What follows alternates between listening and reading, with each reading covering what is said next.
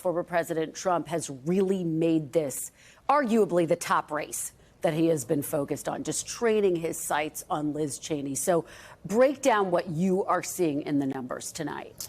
Yeah, and the Trump track record with this particular dynamic, too, has been pretty strong this Republican primary season. So technically going to be 3 candidates on this Republican primary ballot. But as Vaughn is talking about, this really comes down to Cheney versus the Trump-endorsed Harriet Hageman. Been 2 polls that have come out in the last month of this race. Each has shown Hageman with the lead in excess of 20 points. So you got that pointing to a struggle for Liz Cheney tonight. And then you've got how the others like Liz Cheney have held up. This is the list we've been keeping. 10 Republicans who voted to impeach Donald Trump following the events of January 6th. How do they end up faring here in the election year of 2022? And you can see here 4 of them chose not to run for various reasons, but part of that might just simply have been thinking they would have this kind of struggle in a Republican primary. So 4 of them right away took themselves out of contention. Then you've had 3 who've lost so far. Tom Rice got blown out in South Carolina. Peter Meyer actually kept it close in Michigan. He lost 53 to 47%. And Jamie Herrera Butler in Washington State, they have one of those open primaries, Democrats, Republicans. They're all on the same ballot, multiple candidates. She fell a few points short, got about 23% of the vote against the Trump-backed candidate there. There are 2 who made it through primaries. And again, Valadao in California, it was one of those, jumbled top 2 primaries. Notably, this is the one race, this Valadao race of all these you see here, that Donald Trump stayed out of.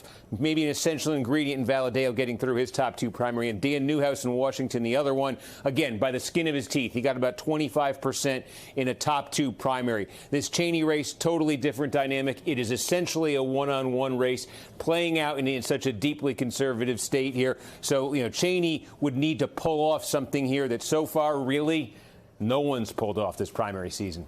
Yeah, it would be remarkable, to say the very least. One of the interesting dynamics, Steve, that we've been tracking with this race is this effort to have Democrats register and vote in the GOP primary, something that they can do in Wyoming. Did that actually wind up happening? What do you make of the numbers in that regard?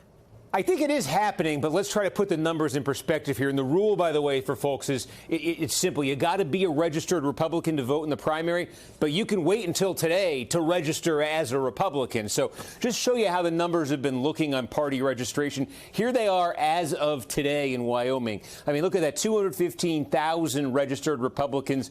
The universe of Democrats is 36,000. Now, they say a very Republican state. Now, here's the change from the beginning of this year. So this is one way of looking at it. The number of Democrats from January 1st to today has dropped by a little bit more than 9,000. Now, we don't know. Some of them may have registered, by the way, as unaffiliated, because the unaffiliated number is actually up. But let's just say, for the sake of argument, that all of those are Democrats who re-registered as Republicans for the purpose of backing Liz Cheney. You could see, even in the face of 9,000, 10,000 Democrats doing that, this number of Republicans is still massive. And when you look at the polling that's out there, the advantage that Hageman has over Cheney among registered Republicans just dwarfs, polling is telling us, dwarfs anything that 5,000, 10,000, 15,000 Democrats crossing over might be able to do. Again, if Liz Cheney's going to make this close, if she's ever going to pull this off tonight,